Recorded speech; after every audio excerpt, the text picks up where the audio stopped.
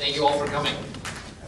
I'll introduce the moderator, Professor Jason Czarnezki, who received his undergraduate and law degrees from the University of Chicago, and holds the Gilbert and Sarah Curlin Distinguished Professor of Environmental Law Chair, and is Associate Dean and Executive Director of Environmental Law Programs at the Elisabeth Haub School of Law at Pace University. His books include Everyday Environmentalism, Law, Nature, and Environmental Behavior, and Food, Agriculture, and Environmental Law. Thank you so much. I hope everybody can hear me okay. Welcome, and thank you all for coming to tonight's event.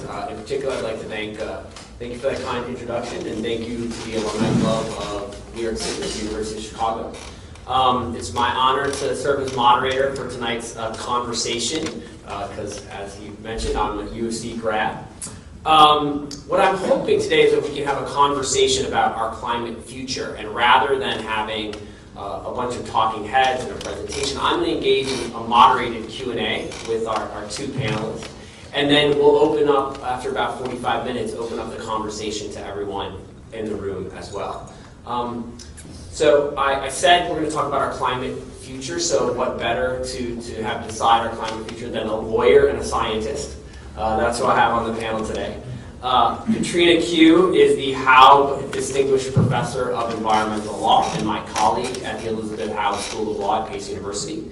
She's co-editor of the book The Law of Adaptation to Climate Change.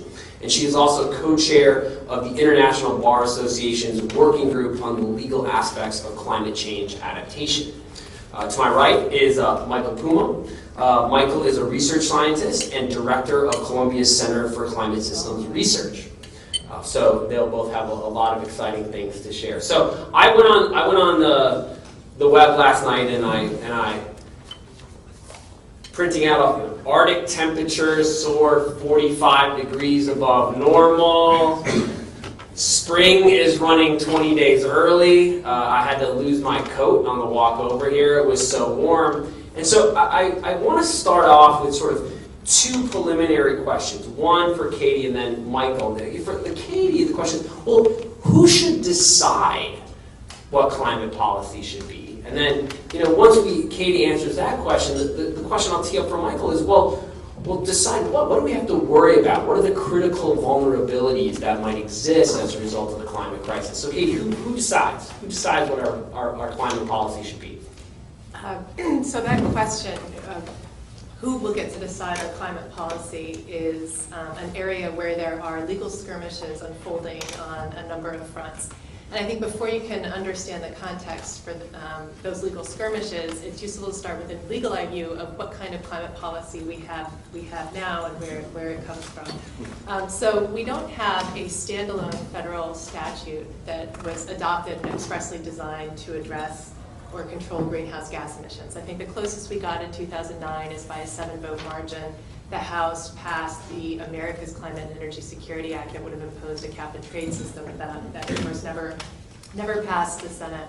So in the absence of that kind of strong federal action, what we have instead are some piecemeal efforts to fashion climate policy out of the following. There are a set of efforts by subnational governments, state and some local governments, depending on their political will, to provide some controls with respect to greenhouse gas emissions. Then there's been some very important catalyst litigation to try to bring controls to bear under the Clean Air Act, to use a statute that wasn't expressly designed to address climate change, but to bring its limitations to bear on this problem. And then the third set of controls that we may have down the line, we don't yet have, is an effort to try to deploy common law theories, either to obtain damages from or injunctions directly against large emitters, or to use public trust theories, to use a common law theory to get a court ruling to force the government to adopt that federal program that I said that we're missing. And the emerging legal issues in each of those areas are very much around this question of who gets to decide. So for example, with respect to the subnational, local, and state efforts that I mentioned, of course, when we have this pendulum swing going from presidential administration very interested in using as much authority as it can glean to address climate change to one kind of to a leaning back at the federal level on climate controls. We've had a very aggressive effort by states and local governments to step up and say, under programs, I'm forgetting the name of the group that's come together, the U.S. Climate Action Committee, Mayor Bloomberg, getting everyone to come together and say, we can band together those motivated states and local governments, and we can maybe even meet the nationally determined contribution of the United States under the Paris Agreement without the federal government. So we're going to forge it alone. The legal questions that is likely to raise is that's all well and good, but when those measures start to have bite, they will likely be subject to legal challenges, and those legal challenges are likely to revolve around questions of what is the power and authority of states and local governments in our system to address these problems, and the types of legal challenges that are anticipated and that we've already frankly seen to some state measures. So for example, California has a very strong Global Warming Solutions Act, are things like challenges that these measures violate the Dormant Commerce Clause. That in other words, Congress possesses the authority to regulate interstate commerce, and that these measures are either discriminating against or unduly burdening interstate commerce. That agreements between states, state-to-state agreements or agreements between states and foreign governments violate the Compact Clause. And then also that these subnational measures are in some way preempted by federal statutes. So I would identify that in terms of who gets to decide. One big question in terms of who gets to decide is it the federal government, is it state government, is it local government, and what are the various pots of authority and how would they be divided? And I would expect to see that actively litigated in the next few years. Another kind of big area where this question will arise is with respect to the Clean Air Act. So we had the posture we're in right now is that under President Obama's EPA sought to use every nook and cranny and ounce of legal authority it could find under the Clean Air Act to limit greenhouse gas emissions. And managed to push through some regulations. And now we have Administrator Pruitt's EPA that is seeking to pull back on as much of that as they can based on a policy disagreement, whether or not we should be imposing controls on greenhouse gas emissions. In terms of how does that tee up the question of who gets to decide, well, it's kind of former presidential administration that did the best it legally could to lock in regulations, incoming administration, but that ultimately the arbiter of those disputes will likely be courts. And so one interesting question that will come up as we go through efforts to roll back some of those regulations is what posture, how deferential should courts be, or will the courts be to those efforts at regulatory rollback? And so here the question is who gets to decide, and to my mind one of the big disputes is going to be one rationale that's often given for why courts should defer to agencies is that agencies reflect the viewpoint of the sitting president, who's the most democratically accountable individual in the United States, and therefore there's some democratic legitimacy to affording deference to agencies. On the flip side, you can look to some very important precedents in the context of climate change, and specifically Massachusetts versus EPA as a decision where the court declined to grant the deference one might have expected. And there has been, although it's not expressed in the decision, I think a very interesting account of it that suggests that the reason for that is that there's another understanding of the role of agencies and their legitimacy, and that is that they possess particular expertise and that they are giving effect to the democratic will of the legislature that adopted the statute they are enforcing. And that when agencies, when it is clear to the courts that agencies are being influenced by the political layer at the top of the agency, in particular with respect to science, that may cause courts to pull back on deference. So again, this question of who gets to decide, current president, enacting Congress, courts, that's a significant question. And the last pot, with respect to that common law litigation, is very interesting. So again, it's in that context, I think, is it going to be courts or is it going to be legislatures? And what we're seeing right now is that there have been a series of lawsuits that have been brought sounding in common law theories, either directly against emitters, arguing that they contributed to a public nuisance through their emissions of greenhouse gases, or alternatively against the government, arguing that it has violated substantive due process and or the public trust doctrine by failing to adopt adequate climate controls. Courts have used, to date, with one notable exception in a district court in the District of Oregon that's on mandamus to the Ninth Circuit right now, but have used a variety of doctrines to avoid deciding that question. And to my mind, almost all of those doctrines revolve around courts saying, this isn't our decision, this decision belongs to the legislature. So declining to find that the plaintiffs have standing, for example, holding that the questions presented are a political question, which is the most express statement where a court looks at something and says, this question is for the legislature, it is not institutionally for us, or invoking displacement or preemption doctrines, looking at a statute and saying, legislature already addressed this and therefore the common law can't weigh in and the courts don't have a role. So in terms of who decides, I think that is very much an open question and one that's being actively litigated and is incredibly important. Great, thanks, Kate. So Katie talked about who decides. Who decides what for what reason? So what are some, Michael, what are some of the concerns that we should have about climate change that we should be regulating in terms of these systemic critical vulnerabilities that are happening as a result of climate change? And I know your work in particular focuses on the food system. So I wonder if you could speak to some of the concerns we might have that might require, in fact, regulation and policy change. That'd be great. So, you know, how I first came at the climate change topic or area was originally from a water angle, trying to understand our water resources.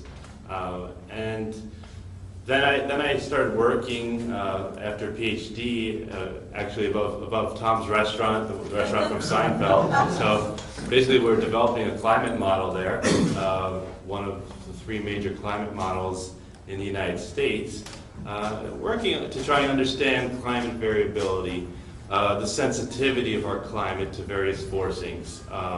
Very much in line with what you see in the scientific reports, trying to narrow in on what the range of expected climates will be moving into the future. So I was working there several years, and I came across this one project where the question was, what we were thinking, well, what is the impact, say, if you had an extreme drought, again, coming from the water background, on food security? And as I dug a little deeper, I found out, wow, we don't really have good policies.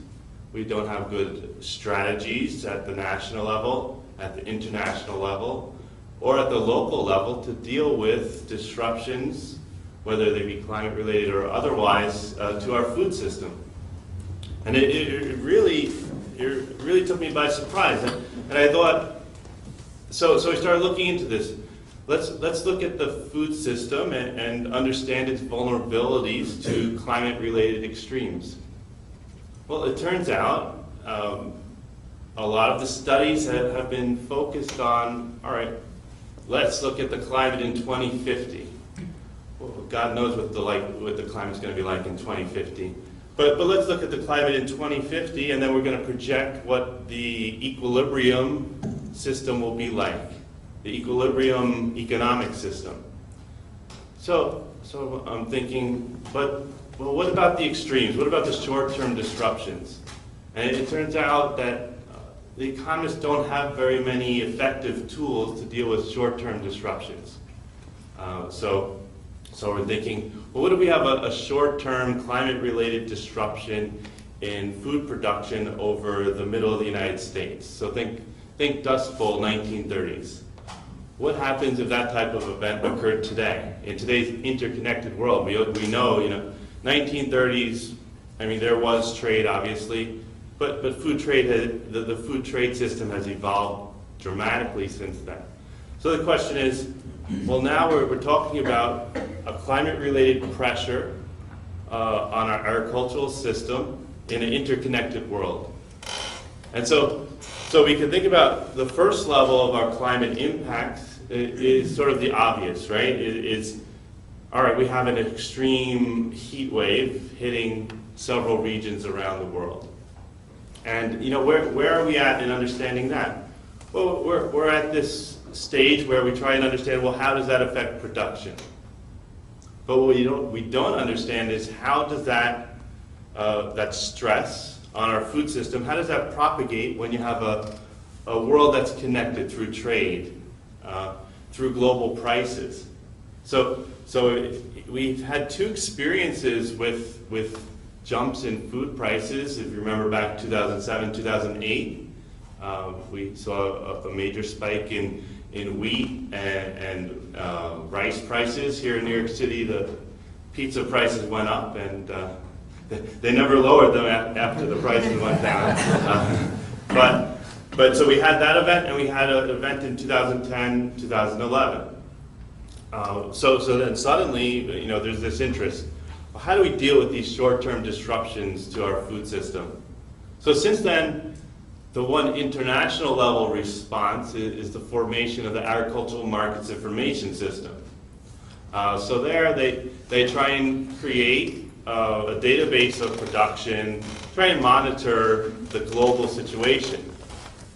But after several conversations, if you talk with the private sector, they say you guys don't know what you're talking about. You don't. That's a very coarse description of the global food system. You need to understand the dynamics. And the private sector understands those dynamics, but the international institutions, the governmental institutions don't. So when I think about climate stress and threats to our social systems, I think for me the food system is so fundamental, right, to our society. So that's one of my biggest concerns when I think about climate pressures, and we have to start asking the question, how do we develop our food systems to be more resilient to a range of scenarios? And it's not a trivial exercise, because you can't, again, you don't want to isolate your food system, right? Obviously, your food system is very tightly connected to your energy systems. Farmers can't farm without fossil fuels for the most part. We're also relying upon our transportation and logistical systems. If you can't transport your grain from one port to another, you're going to see a disruption. Just one interesting study that came out last year by the Chatham House in the UK was looking at choke points in the global food system. And that was one of the first studies to look at the food system and to identify that as a vulnerability. And this has been done by the oil industry, and they do have strategies to deal with that, and it's sort of a closed door strategy, right? So the governments discuss this amongst themselves.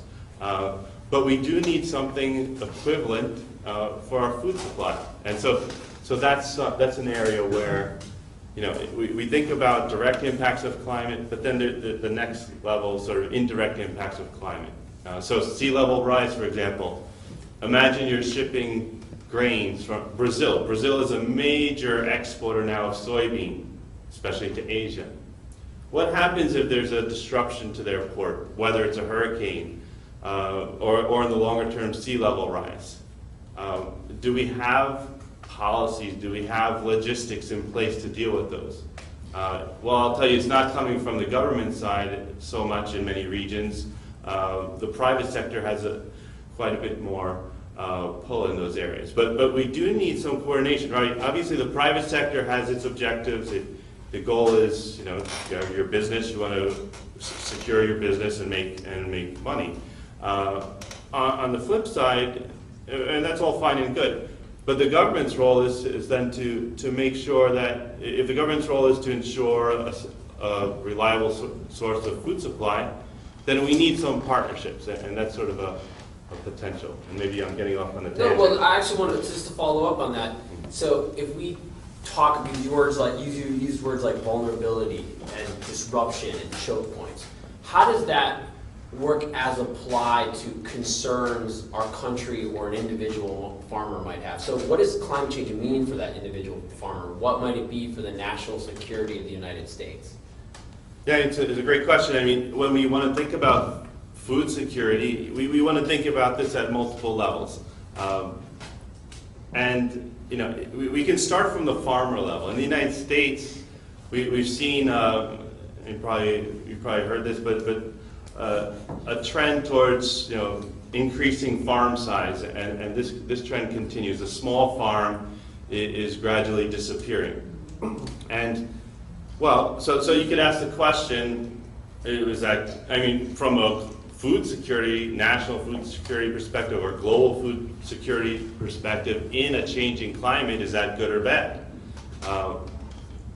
And we can discuss that's a big question. I think one of the things that comes to my mind when we talk about something like that is that when you have these large industrial scale farms, they're very much they're homogeneous in terms of what they grow. And the first thing I think about is systemic risk. You know, if you're only planting 1 or 2 or 3 varieties, and they're all under the same mechanized system, you start to think about, well, what are the consequences of a failure in that system? So we've had discussion. We had a workshop down in Princeton 2-3 years ago, talking about, well, you know, does it make sense to promote the small farmer? Do we want to support that type of structure?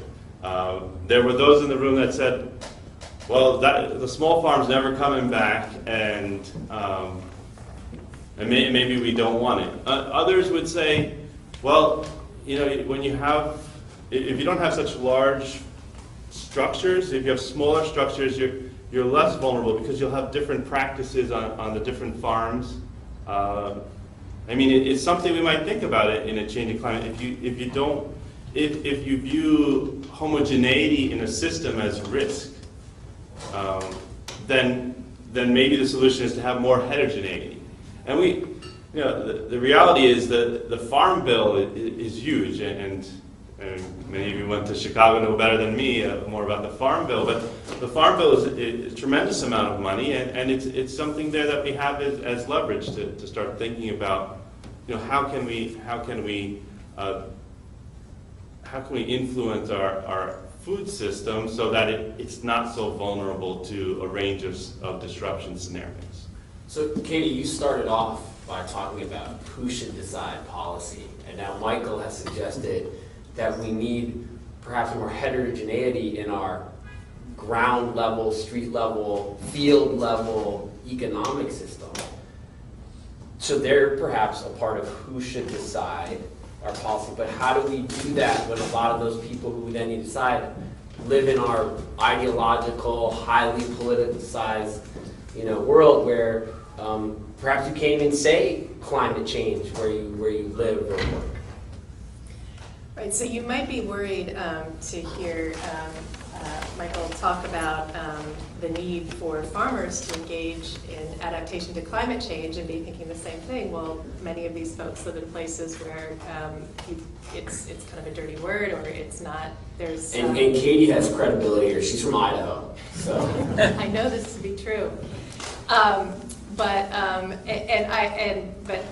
fear not. It turns out that farmers are really eager and engaging in a lot of adaptation activity. Just don't talk about climate change. There's and kind of another. This is related to another area where I think there are a host of really emerging, interesting legal questions, which is we're starting to understand both the practical and legal consequences of the kind of the debate about the mitigation science aspects of climate change. So the disinformation campaign to try to encourage public beliefs or discourage public belief in climate change. And we're a little bit distant. I think we now kind of know what happened, and we're starting to have some interesting explorations of why, what the practical consequences may have been, and also what we're starting to explore the legal consequences. And one interesting kind of in terms of what the effects of that debate, the ideological polarization around the term climate change and the disinformation campaign related to science, it has affected our adaptation policy. So if you look at adaptation outreach in parts of the world where there is, where the term climate is very ideological, you can find evidence of a lot of what I call agnostic adaptation. So efforts to encourage farmers and other populations vulnerable to the impacts of climate change to engage in adaptation activities to protect themselves, but studiously avoiding using the term climate change or connecting climate change to anthropogenic sources. That raises a whole host of interesting questions. Normatively, is that good or bad in terms of understanding, well, how is it that a farmer who thinks climate change is a conspiracy or not a real thing, but then would be open to the idea of preparing for climate variability. So there's some very interesting research actually out of a project at Yale called the Cultural Cognition Project, and they have had a study. I think the best example is they had a study where they gave people study subjects kind of an overview of climate science. But some subjects, at the end of that overview of climate science, there was a paragraph that said, and the correct response to climate change is to adopt more controls on big polluters. And another set of subjects got a policy prescription that said, and in light of what we know about climate change, the correct response is to invest more in nuclear energy. And then they assessed whether or not the subjects believed the climate science as it had been described. And it turns out there was a significant difference depending on kind of where you were on the ideological scale. You were much more likely to believe the climate science if the policy preference matched with your own values, and much less likely to believe the climate science if it didn't. And that's just part of being a human being. We engage in politically motivated reasoning, and some of the findings coming out of the Cultural Cognition Project are fascinating. You might kind of, I think they did a study, and I think they thought they would find that at higher levels of education there was greater agreement on climate science, and it turns out at higher levels of education there's greater polarization. Why? Because we're much better at, in light of your own values, and with all the education and training, going out and finding facts to support your view. But it turns out a lot of the policies related to adaptation, farmers are open to. They're used to dealing with the risks of climate variability, and therefore the policy prescription isn't off-putting. And there hasn't been an eschewing of adaptation because it's related to climate science. I think there are a whole host of other, in terms of kind of second order questions that are arising about, I talked about what are the legal consequences of the delta that has been revealed in terms of what energy companies internally were saying and doing and understood with respect to climate change, and then what were they funding in terms of public information campaigns. And some interesting legal questions that are coming out of that is there's a new spate of climate nuisance suits being filed under state common law that are attempting to deploy that research in support of the merits of their claims. Whether or not that will work or not has yet to be seen. There are a second set of government investigations related to the Martin Act and security laws, essentially exploring the idea of whether there might have been some wrongdoing associated with the fact that there were public representations to investors that were different from private understandings and expectations. And then perhaps, and this may be something that I'm guessing you are, in light of your affiliation with this august institution, University of Chicago, are highly climate policy literate. So you probably know already a lot of what I'm talking about, but there's a little bit of a backlash going on that maybe hasn't gotten so much attention yet, which is that Exxon has started to recently filed a notice to depose states and counties in California that have sued it under public nuisance theories, and part of what Exxon is claiming is it has gone back and looked at bond issuances from those states and counties and said, you characterize in that bond you wanted to issue, you didn't, you said climate change wasn't going to be that bad for your city and county, and then you filed this lawsuit against us and you say it's going to be horrible for you. And also arguing that there were conspiracies filing countersuits, arguing that there is a conspiracy to suppress their free political speech. So there's some very interesting legal skirmishes going on around that. Yeah, I wonder if you could speak more about sort of two issues I saw in your answer about the litigation. So one, I was wondering if you could talk a little bit more about the disinformation campaign, right? So first it was tobacco, and if you read literature now in the legal stuff, they're talking about sugar being next, that they knew how addictive it was. Did the energy producers know? And so how is that tracking within the litigation? And then the second question is, you talked about nuisance and harm.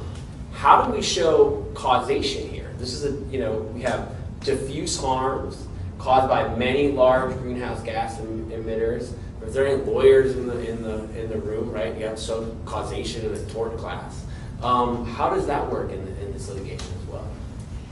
So first, with respect to the disinformation campaign, and I think Reggie tells me at some point we can go back in and give links, so I can do that here. But there's Inside Climate News and Naomi Oreskes. There's some very interesting reports that have come out, essentially just documenting, combing through documents and doing a social science empirical study of internal documents at Exxon versus the kind of advertorials they were publishing, what their public-facing representations were about climate change, and documenting the discrepancy, the delta. I think there's now some rather rigorous documentation and study of what happened. And as I mentioned, we're just exploring what the legal consequences of that might be. In terms of causation, so if you're sitting here wondering, I'm trying to think. Just take a step back. If you feel that you are a climate victim, what are your chances of going to court and getting recovery from one of the carbon majors? And I think your chances are extraordinarily slim, but there are Hail Mary lawsuits, well, actually not necessarily Hail Mary, catalyst lawsuits that are being brought. And they're being brought not by individuals, because the causal, trying to show that a specific event in a specific location, a specific harm is traceable to climate change and then to specific defendants. I think the causation is viewed as insurmountably attenuated. But there are suits being brought by New York City, by cities in California, by counties in California, arguing, wow, we're having to spend all of this money getting ready to adapt to sea level rise, pay us back. And being able to aggregate across broader geologic areas and time frames helps with that causal question. That doesn't, but I think those suits are face a number of challenges. So one of the causation certainly presents a significant challenge. So it's entirely possible that it will be held that they don't have standing because they can't show that their harms are fairly traceable to the acts of the greenhouse gas emitters.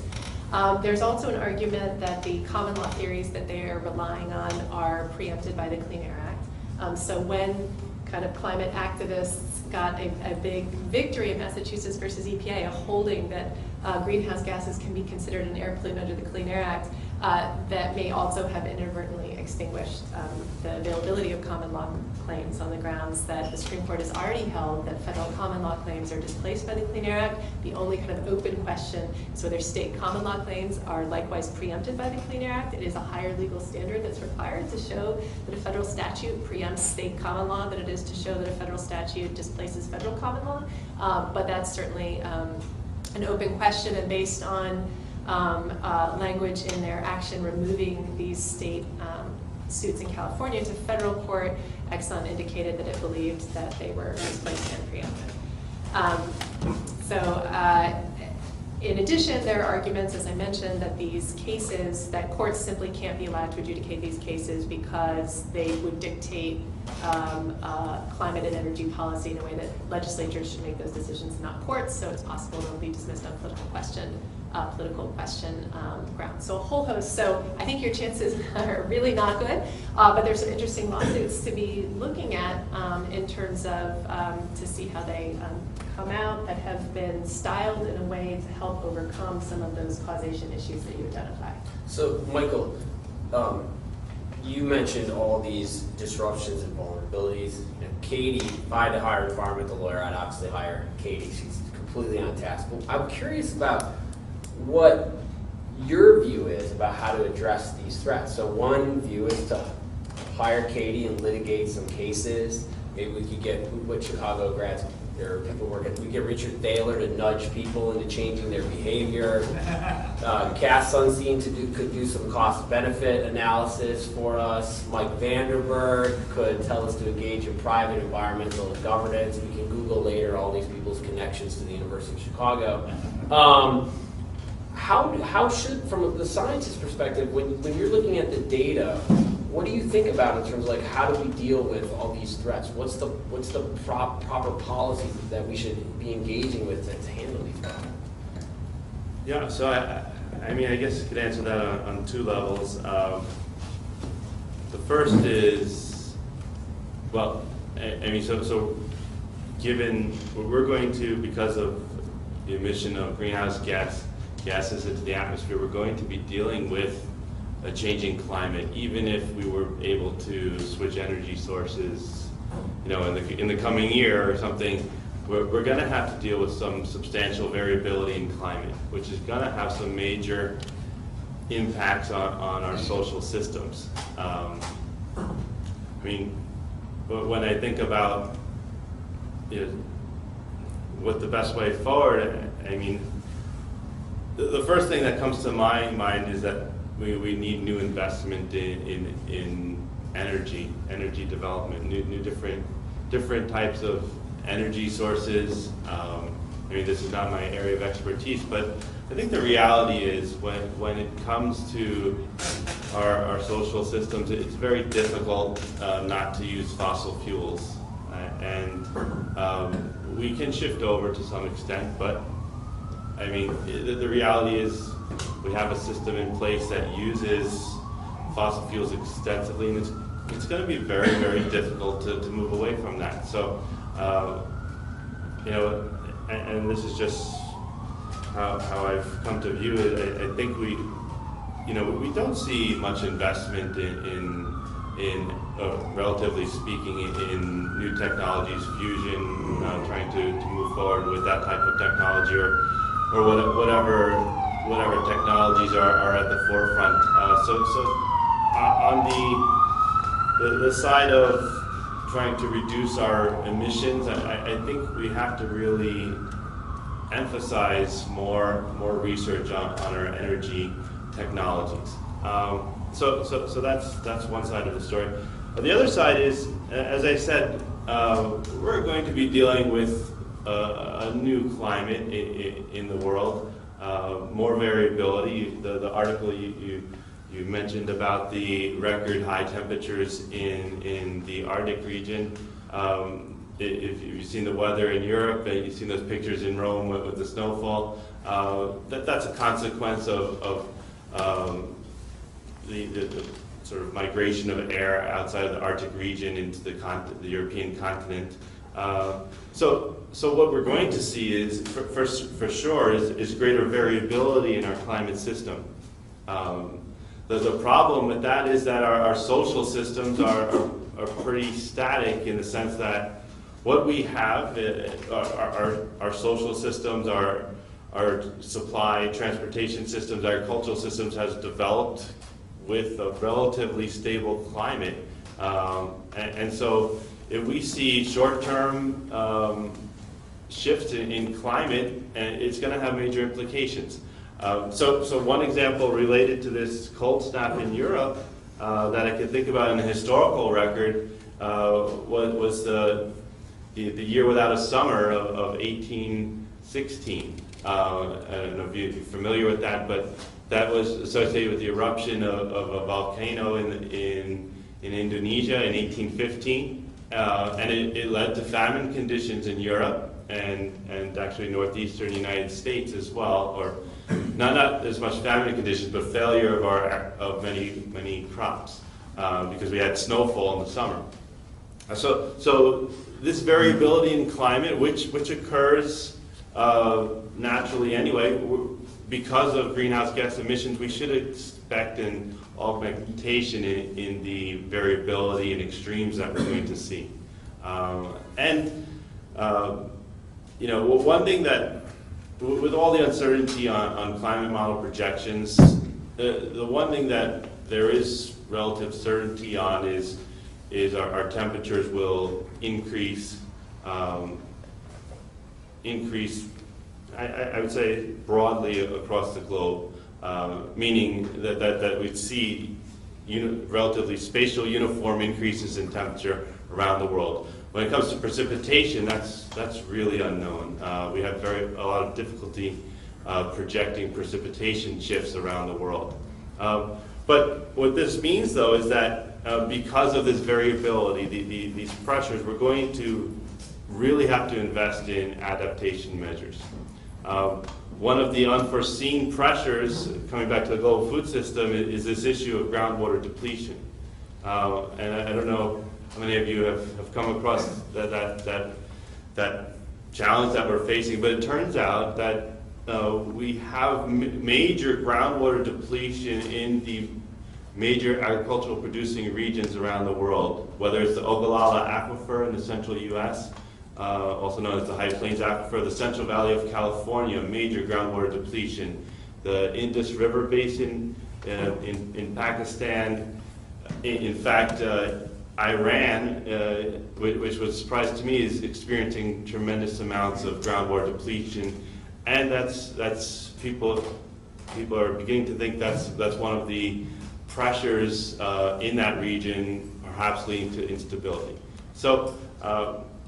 Long story short, we have a lot of these pressures on our social systems. The variability in the climate system is going to augment those pressures, and we need to think about adaptation measures and investment in those adaptation measures, both within the U.S. and outside the U.S. Yeah, I think it's also interesting, not only might there be unforeseen consequences of our natural environment, but how it relates to our political economy. And some have called the Syrian refugee crisis, the first sort of climate crisis that has resulted in migration as well. So Katie, one thing, it's a good segue to one thing I wanted to talk about before we run out of time, and that's what's the role of the international community here? President Obama went to China in 2011 and talked about relationships, about building technology, the Copenhagen Accord, the Paris Agreement, failed Kyoto Protocol. Is there hope for international solutions as it relates to climate change? And what's the role of the U.S.? I mean, is the U.S. even a player anymore? Do they even get to attend the game that happens at the UN as it relates to climate change?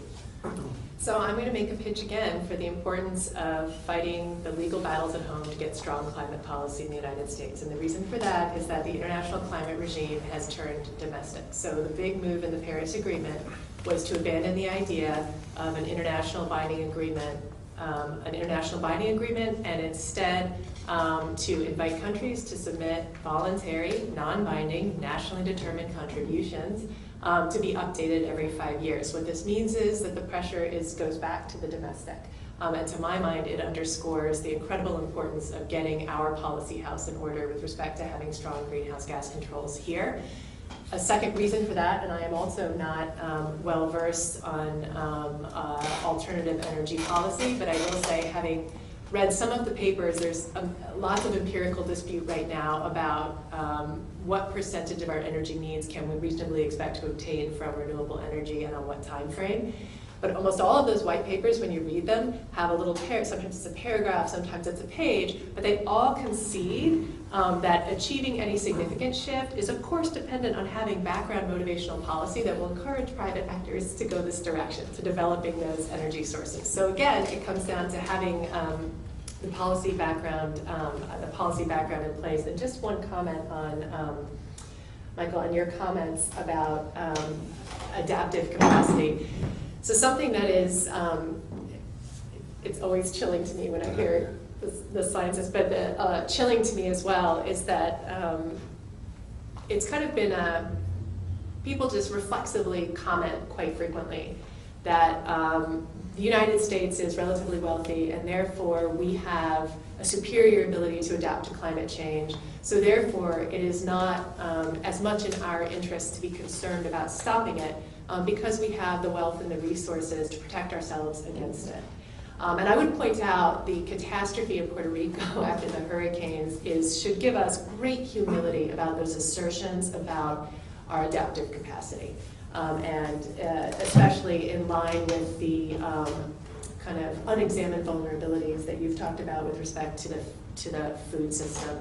And so I am just having been in an EPA presentation about some of the incredible difficulties, just flat out logistical difficulties they are having responding in Puerto Rico. I think we should, I think I will stop saying that because I think even if we have superior adaptive capacity, we shouldn't rest on it. So I think we have time. I'm going to ask each of you sort of one last question that you can close on. Like Katie, we'll start with you and then we'll go to Michael. So Kate, I've heard the Juliana case being called the trial of the century. Well, so is it the trial of the century? Why don't you tell us also what the case is about? There is a group, Our Children's Trust, that is pioneering a theory, something called atmospheric trust litigation, which I will flag for you. I've been teaching a climate change seminar for almost a decade, and about 3-4 years ago I took it out of my syllabus. I felt those cases were such a Hail Mary and we had such great progress on the federal front. We're now again spending 2 or 3 class sessions on these cases because that's where we are, where we've got Hail Marys. The atmospheric trust litigation has brought suit, I believe, in every single state of the country. Typically the suits are brought by minors, sometimes with an adult representative. I think James Hansen may be the adult representative in the Juliana case. Although the legal theory differs by jurisdiction depending on the state constitution and whether they're in federal or state court, the basic idea that they posit is something along the following lines. That as a matter of our social compact, we the people never ceded power to the government to destroy natural resources necessary for our survival. But in essence, the government holds natural resources as a trust to be managed on our behalf, and that by failing to take action to reduce greenhouse gas emissions and thereby allowing climate change to continue, governments, be they state or national, are failing in their trust responsibilities. In the Juliana case, oftentimes these are coupled with other constitutional arguments. The district court judge who denied the federal government's motion to dismiss on this ground, so a group of these children sued the US government arguing you are violating the public trust doctrine and our constitutional rights by not having effective climate policies in place.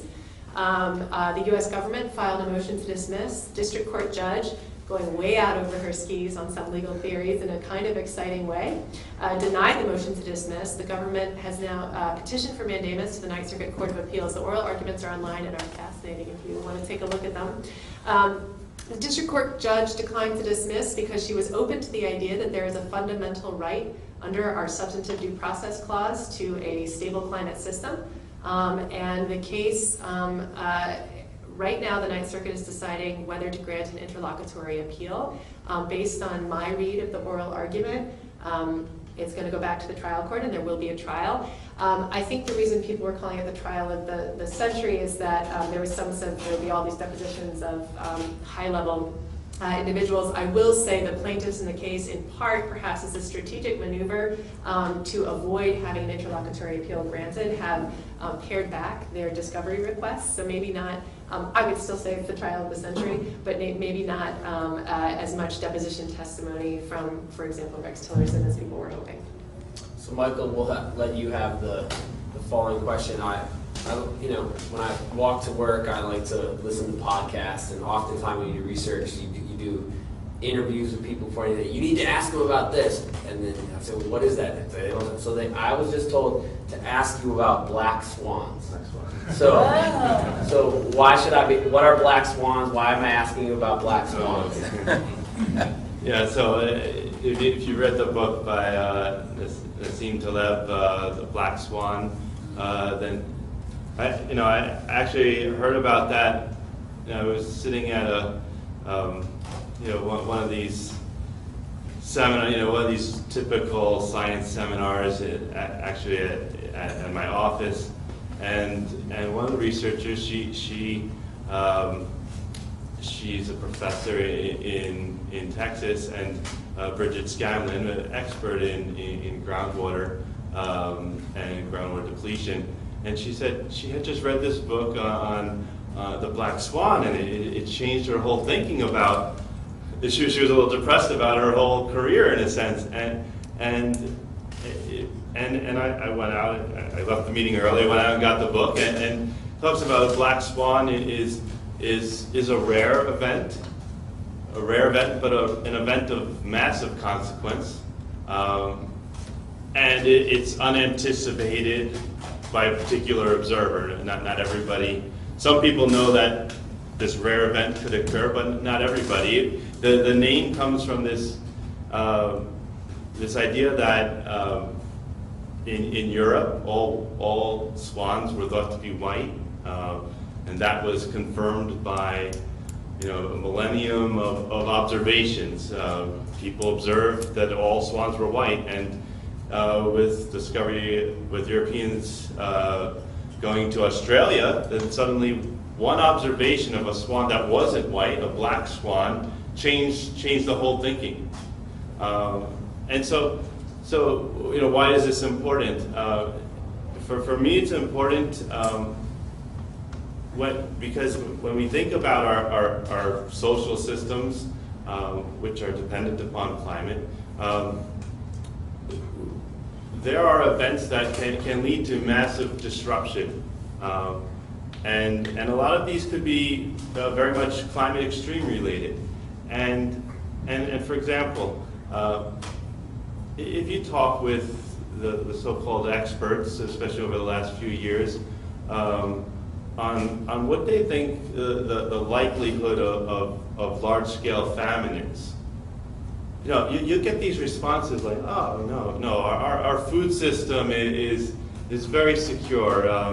It's adaptable, it's resilient. We have production all over the world. We have tremendous amounts of trade. And they'll say, oh, I'm an optimist. I don't think we're going to have to deal with famines.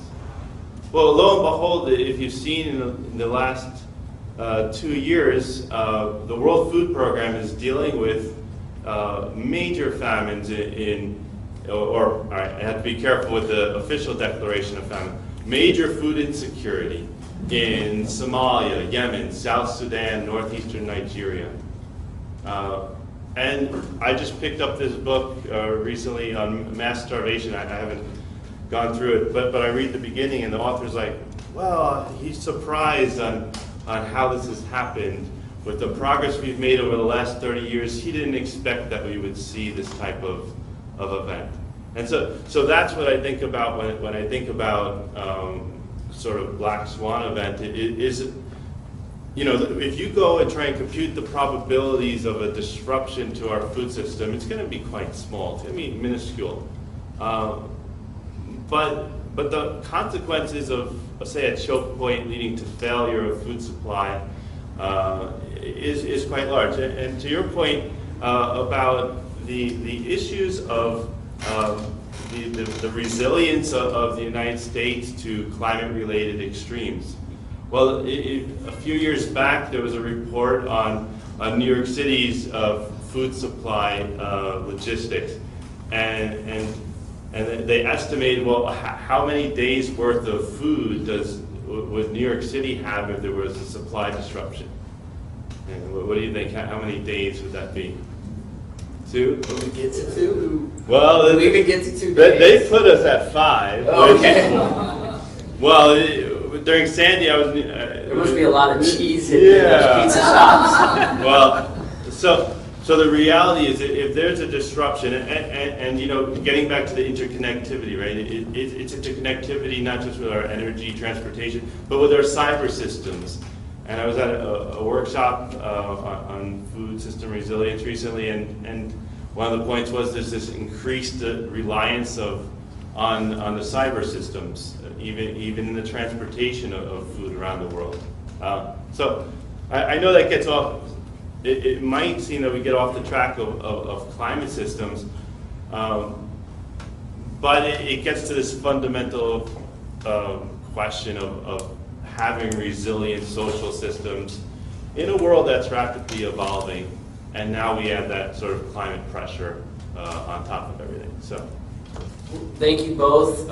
We'd love to open up now the floor to questions to you all, and I don't want to be in charge of you want to give them, you take the mic and you can give it to people. That way nobody hates me. Organizer's privilege.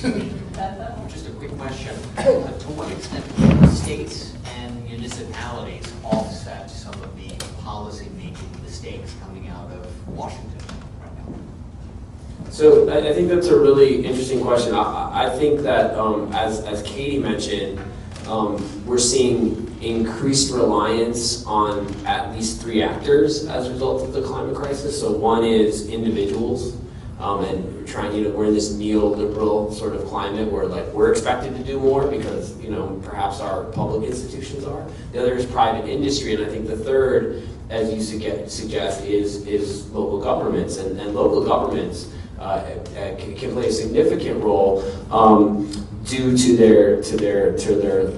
their ordinances. I mean, New York alone, given the amount of floor space in New York, depending on what you guys might see different data, but 70 to 85% of the New York City's carbon footprint is a result of heating and HVAC systems within buildings. So we could improve building codes there.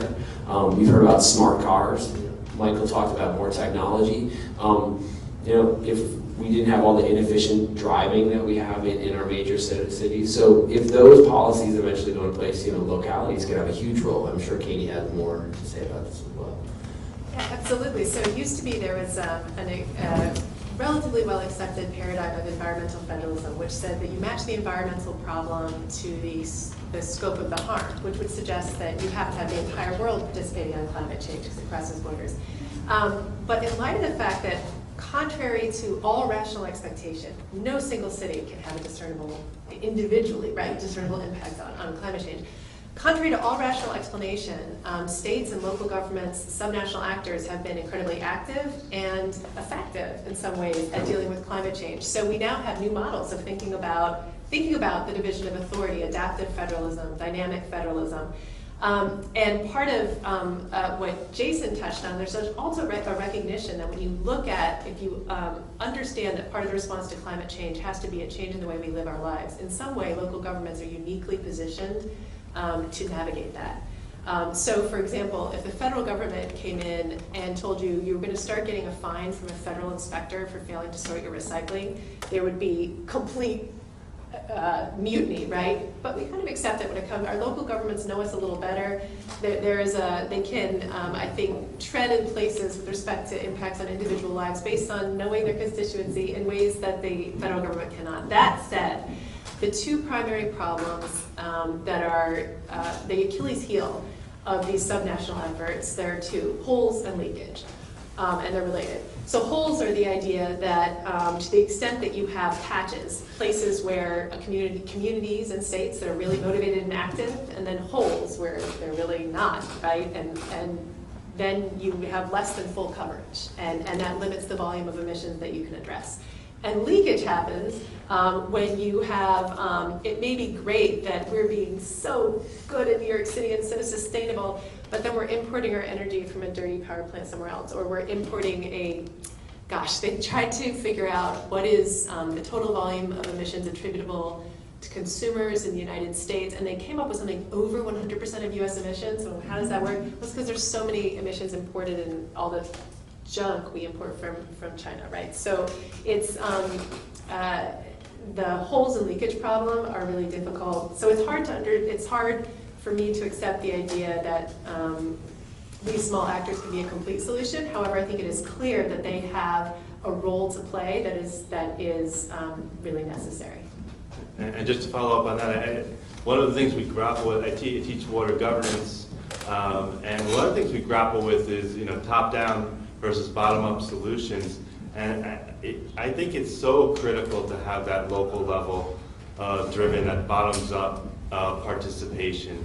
And while it's going to require some top-down management, you have to avoid the sort of easy path forward that, I get very frustrated. You see the country, very centralized governments that are viewed as very successful in implementing climate change efforts, and they do that at the expense of imposing top-down solutions on the local community. So we have to avoid that road. I mean, it's so important that the local population has a say in what the policies are. Yeah, I would just add that one of the advantages of local efforts is that some things can only be accomplished at the local level, and not necessarily through law. I mean, there's some good data that if the federal government or even a municipality just establishes an anti-idling ordinance for cars, then nobody listens. But in cities where they've first gone to schools and said, hey, don't idle in front of your kid's school, it's bad for their lungs, and it creates these social and community norms to stop doing it. Then when they pass the law afterwards, everybody in the community has already bought into it, right? So that's the advantage. I think one of the disadvantages, of course, is infrastructure. One of the reasons New York has a fairly bad recycling record is there's no space and no infrastructure to recycle, everything we'd like to do. I mean, look at the problems with the subway. That New Yorkers alone cannot decide the future of the subway. It's whether we're talking about technology or mass transportation, it's going to require massive investment, which requires the permission of a lot of actors besides those of us who live in Manhattan. Yeah, I was wondering if you could talk some more about electric vehicles. For example, today Consumer Reports gave the new Tesla Model 3 a top review. They'd previously given a top review to the Chevrolet Bolt, I believe. And you've got competition between General Motors, Volkswagen because of their legacy diesel problems, and Volvo in terms of offering as many electric or hybrid models as they can in the next few years. You've got China and other countries that have set certain targets in terms of the percentage of vehicles that will either be electric or hybrid over the next few years. And so aren't those signs of progress? And the thought occurred to me that the one thing holding back electric vehicles in the US is a lack of network of powering stations. And could the federal government say, in the next 10 years, all service stations with production or sales above a certain level would also have to have at least one pump for electric vehicles? So,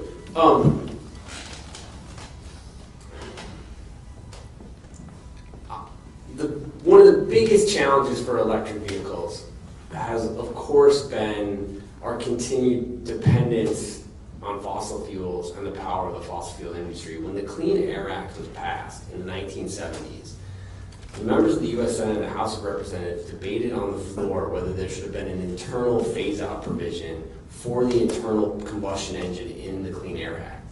It was not included. One of the reasons it was not included is they thought that any date they put in, that it would be obsolete before that anyways. So yes, I think it's related to what I said in terms of infrastructure, but because of the subsidies that we've given to the fossil fuel industry, it's limited going forward.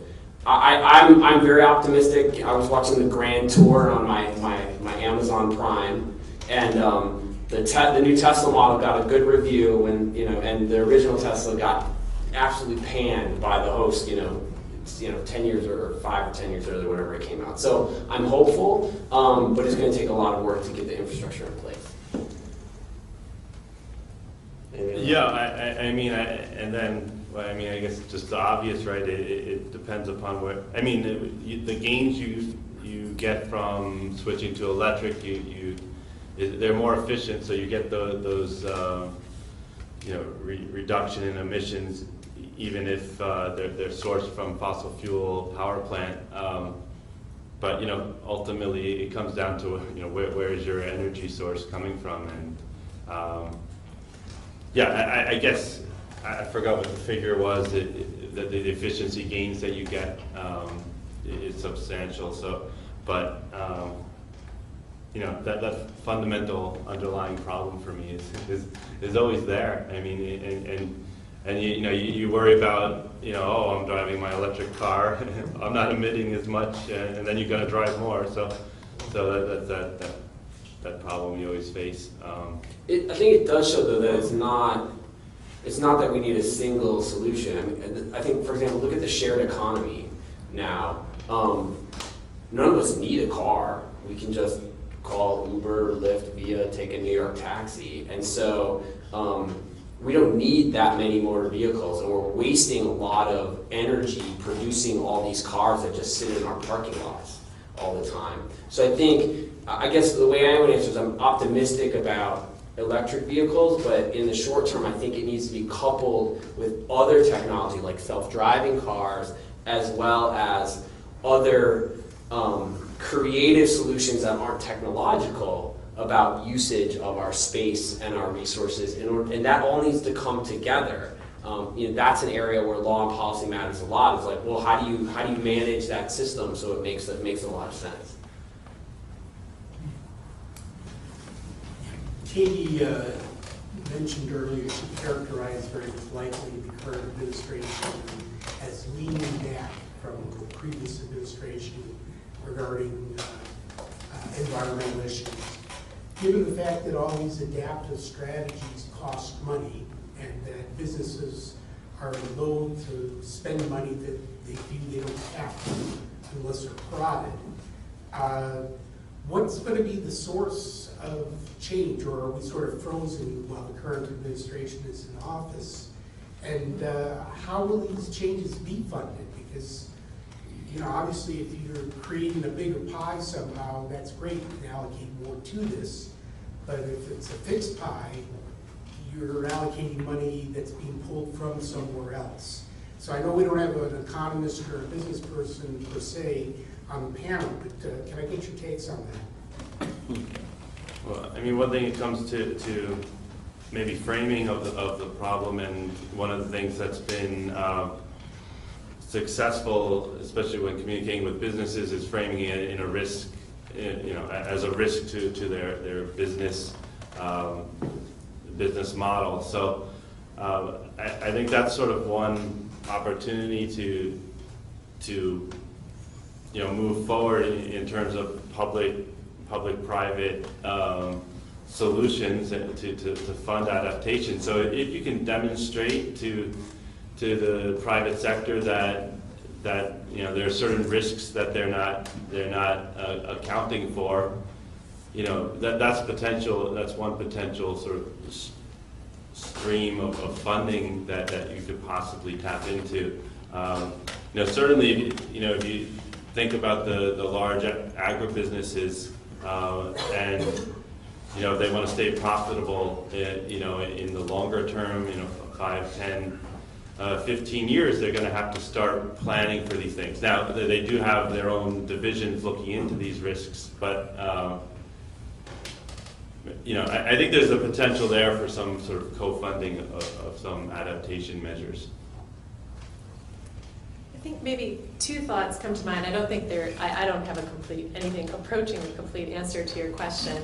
But one point is that there is an effort underway to go after deep pockets viewed as culpable. So we do have two significant pending lawsuits in the United States brought under state common law against large energy companies seeking compensation. The cities and counties are seeking compensation for the costs that they are incurring responding to climate change. And as I forecast, I think there are some significant challenges for those cases, but they're doing their level best and a strategic and I think sophisticated and thoughtful way to try to continue to try to knock on that door and obtain compensation from private actors viewed as culpable. A second point is that there are some changes in law that I think will in some sense force business to grapple with climate costs, and that are some of the ways that we are understanding what securities laws require in terms of disclosure about climate risk to business, which is going to force companies to publicly acknowledge climate risks to their businesses and internalize them.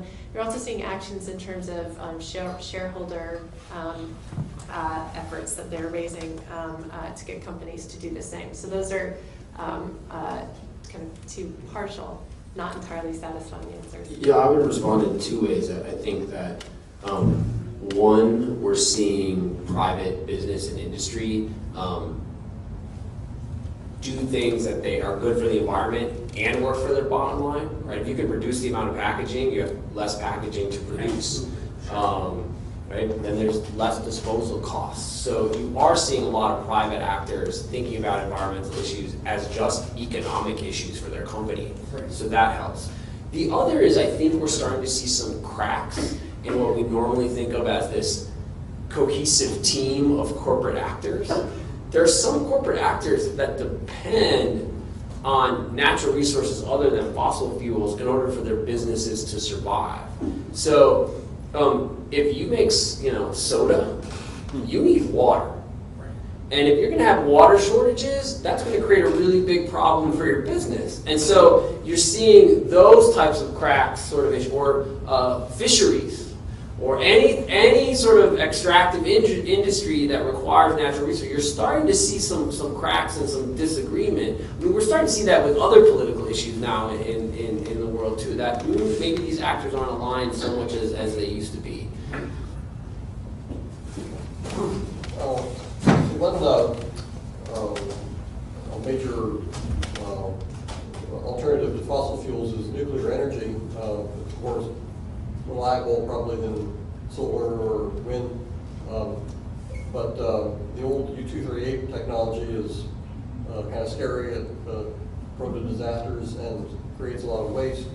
But apparently, even back in the 60s, there's been an alternative technology based on thorium that supposedly, according to its proponents, is much safer than conventional reactors because it has a gravity-powered safety mechanism, and also produces in the order of 1% as much waste. Apparently this was nixed back in the 60s by the Department of Defense because one big drawback from their point of view is you can't produce nuclear weapons from them. They can't be used to make plutonium nuclear weapons, which some would regard as an advantage to me. But you can't do research in anything like this without permission from the Department of Energy, probably. Is the Department of Energy bending over backwards to allow research to develop these kinds of alternative nuclear energy, or is it standing in the way? Or are the proponents all wrong? I can't speak to Department of Energy's nuclear policy, but the place your question immediately goes for me is, to the extent there are good ideas out there, then we need to get the laws in place that incentivize exploring them and putting a cost on carbon so that there is a genuine market incentive and pressure to investigate them in a real way. Yeah, again, I don't know the policies at Department of Energy. What I understand, and it's not my area of research, but what I understand is the newest generation of nuclear reactors are supposed to be, much safer than the previous generation of reactors, and well, I don't know. I struggle with it. One of the things that with nuclear energy, obviously, is risk of failure. I've seen arguments that have said, well, a failure of a nuclear reactor, again, coming back to systemic risk, that doesn't represent systemic risk. It would be localized. But that immediately comes to mind. Well, depends on where it is. If it's Indian Point nuclear power plant, even an upgraded version, that's if we think about that as a node in the global network, well, that's going to have global consequences. So I struggle with it, but the reality, from Jim Hansen and others who advocate for nuclear energy, that the rationale is that if we are serious about reducing carbon emissions over the short time frame, that's the technology that's available at the moment, and that's how you would do it.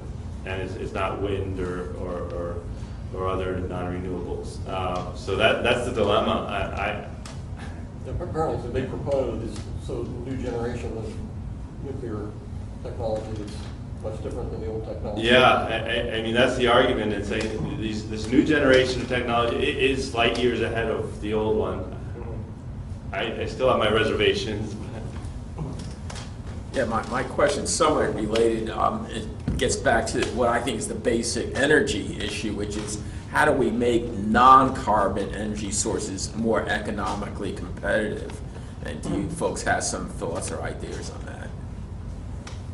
We had a presentation.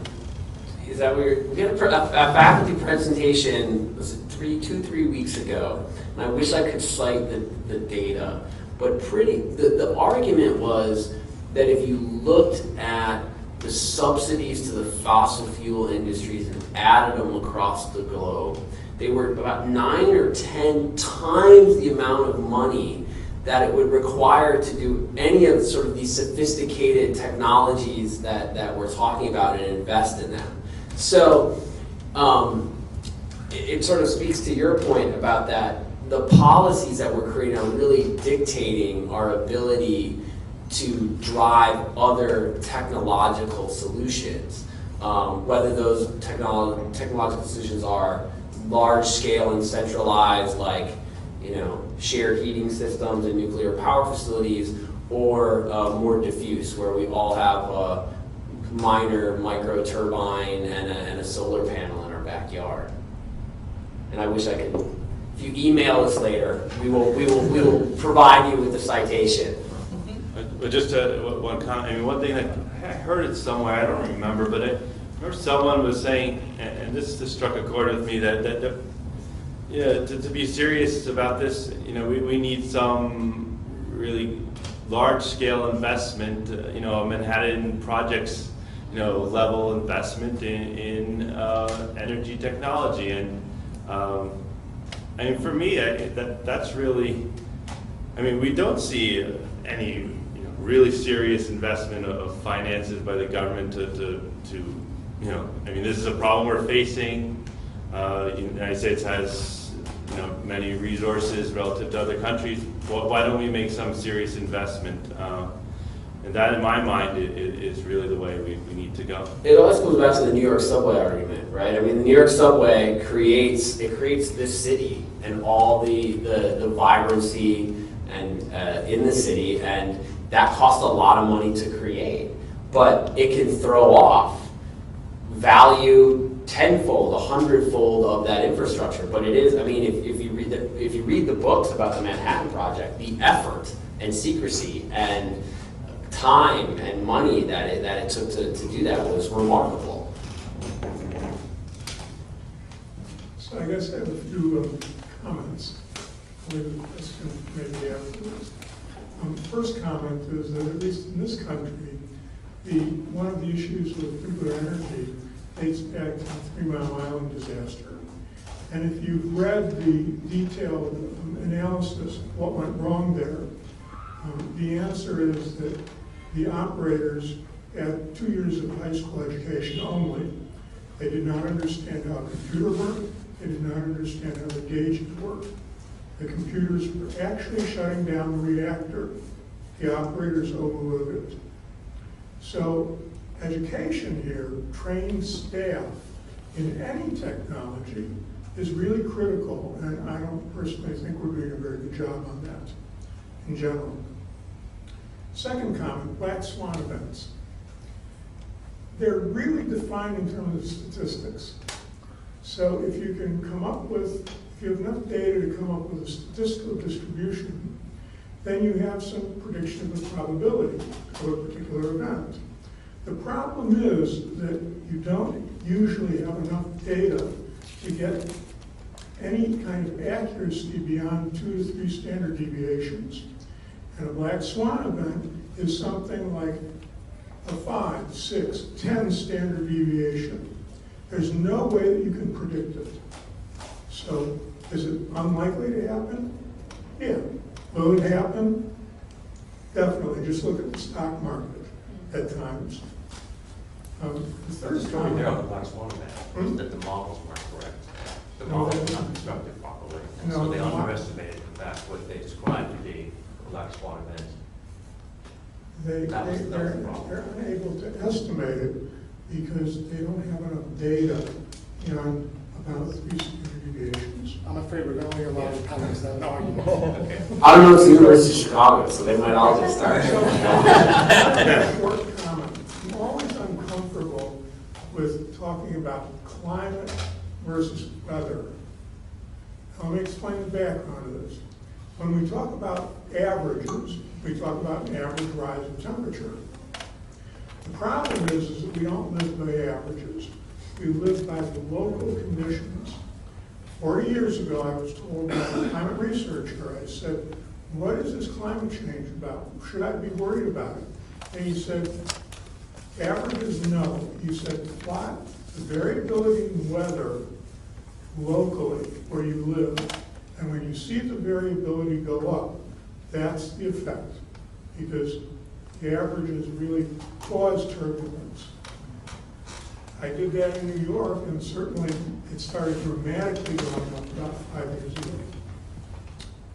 Just to briefly respond, I mean, I think human capital has to be part of the infrastructure that we talk about, without question. And then I think as it relates to your second point, to what extent should we prepare for low probability, high harm events? And I think that's a really challenging question to how we engage in that sort of preparation as it relates to risk assessment.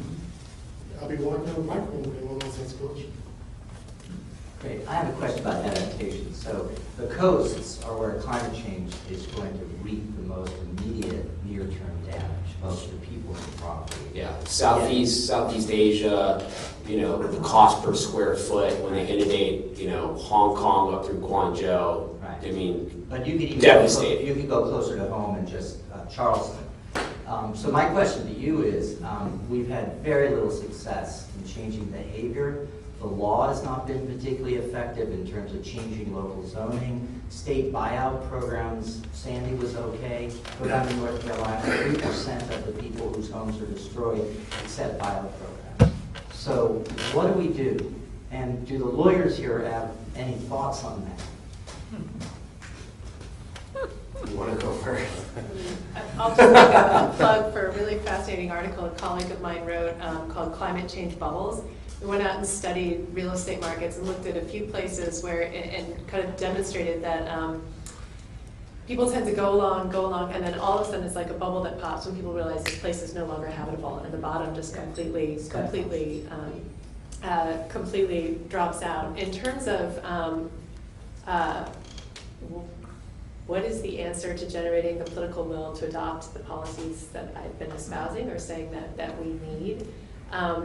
I think it was Richard Lazarus coined the term that climate change is a super wicked problem. And it just seems to be the perfect mismatch with our political system and our cognitive abilities. And one of the,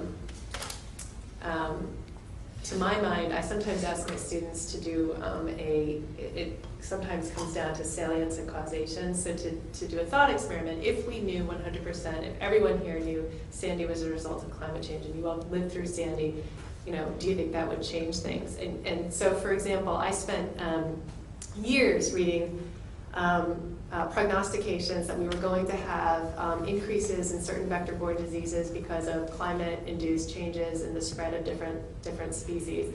This is almost kind of like maybe I shouldn't use the term black swan, I probably don't use it exactly correctly, but in terms of something we might not have predicted, right? So Zika pops up, and it turns out that the range of the Aedes aegypti mosquito that spreads it is marching north. And this is the thought experiment I want you to have. If in the vein of one death is a tragedy and a million's a statistic, right? If we had one Zika-affected baby that we knew was climate change, would that be the salient moment?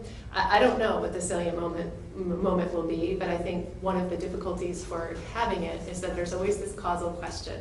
Is it really climate change? I would just say that in the United States, what's particularly problematic about regulating coastal communities and encouraging people not to build is American conceptions of property rights. And, I teach my property law students that, property is about relationships between people as to that thing, but only to the extent it's going to be enforced by the state. And the state doesn't have to say you have a right to do anything to your property. The state could say you do not have the right to build here. And the reality is, because we don't have a centralized land use system, it's done at the local level, often by lay people, and a lot of land use planning. There just isn't the political or institutional will to make those decisions. People are making individual choices about their own property and their neighbor's property, and they want to feel they can do whatever they want. So it does require some paternalism in that way, and that's antithetical, really, to at least modern notions of American property rights. So what do you think? We have time for one or two more questions? If there are people who want to. All right, let's go with two more questions. I just had a question about water resources. So several of you have mentioned water resources, water depletion, and the impacts of climate change on water resources.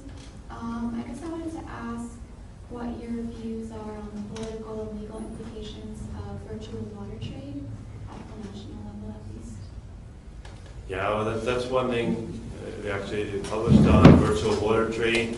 So virtual water trade, for those who don't know, is if you grow wheat in Australia, let's say, and then you trade that to China, that wheat to China, you used your water resources to grow that wheat. So you're, in a sense, trading away, virtual your water resources to China.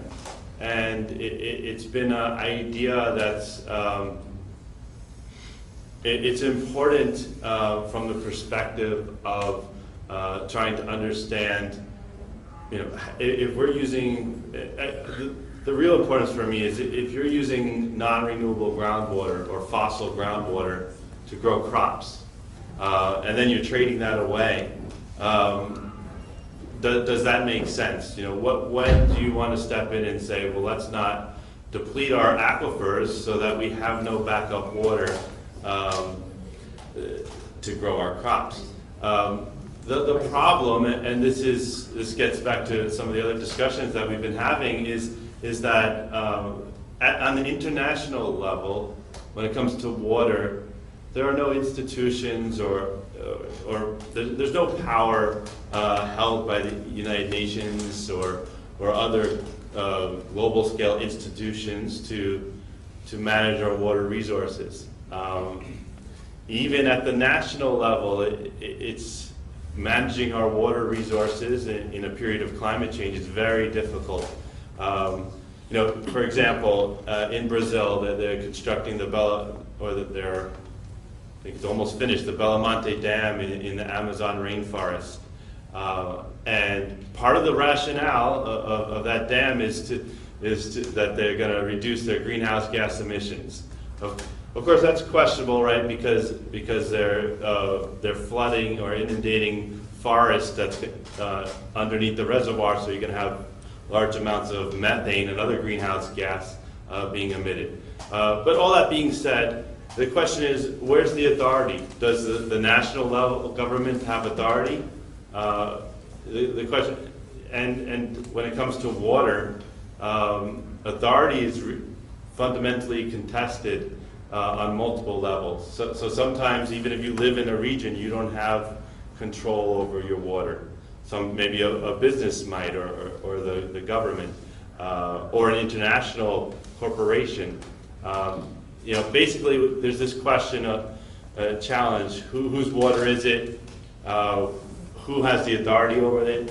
Really major challenges. There's no sort of governance or strong legal setting to deal with those challenges. But they are going to be more and more pressing. Just very briefly, another region, Mekong River, where now they're building dams for hydropower all along the main stem of the Mekong River. And it turns out in the lower reaches, there's a major fishery that relies upon a reversal of flow. What's going to happen? You're going to build all these dams all on the main stem. Well, it doesn't take a rocket scientist to figure out you're going to have a collapse of fisheries in the coming decades. I don't know, I've been on a tangent, but the reality, the issue of authority, it's unclear at the international level, national level, and even local level. Any final question? I've got one question. All right. I want to ask the irrational question. When we talk about Brazil, they're the lungs of the earth. What trigger, be it scientific or whatever measure, can cause an involuntary change to the world? California is a black swan because it's really a desert, not a little state. So, is there going to be you simply let it happen, and there's no way to force everyone to a common solution? There's no basis for doing that? Brazil's a major. I don't know what the answer is. I mean, it's a major concern because as Brazil becomes more of an agricultural powerhouse, we're seeing expansion of roads, and as I said, water infrastructure into the country, and it's unclear how you would sustain the forests there.